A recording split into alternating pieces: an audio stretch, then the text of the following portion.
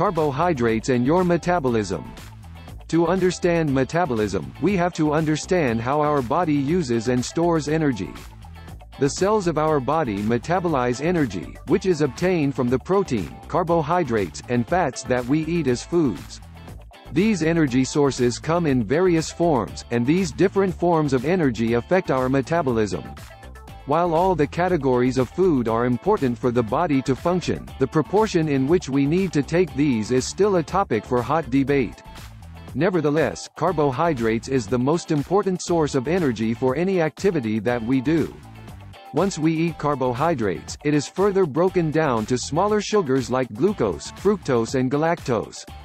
These sugars get absorbed and are used as energy.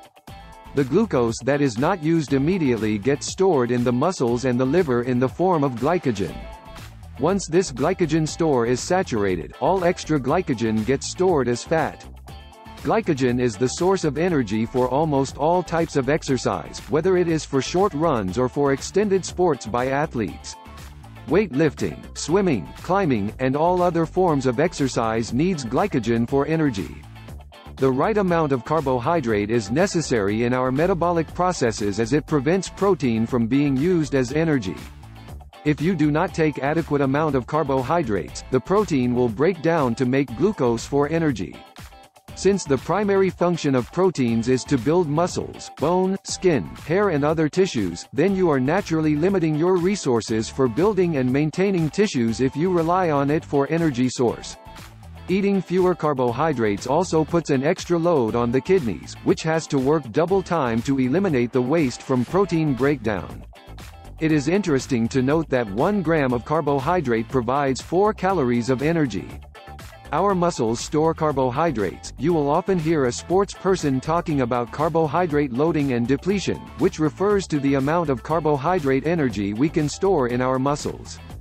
Though this is around 2,000 carbohydrate calories, we can alter this amount through depletion or supplementation.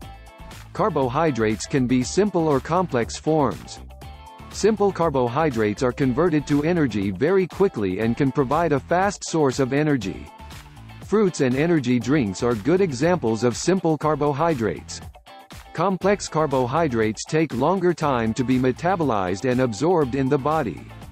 They also take a long time to be broken down. Pasta, rice and breads are good examples of complex carbohydrates. Starch and fiber are also examples of complex carbohydrates, but fibers cannot be digested and used as an energy source. Foods high in starch include pasta, cereals and whole grains.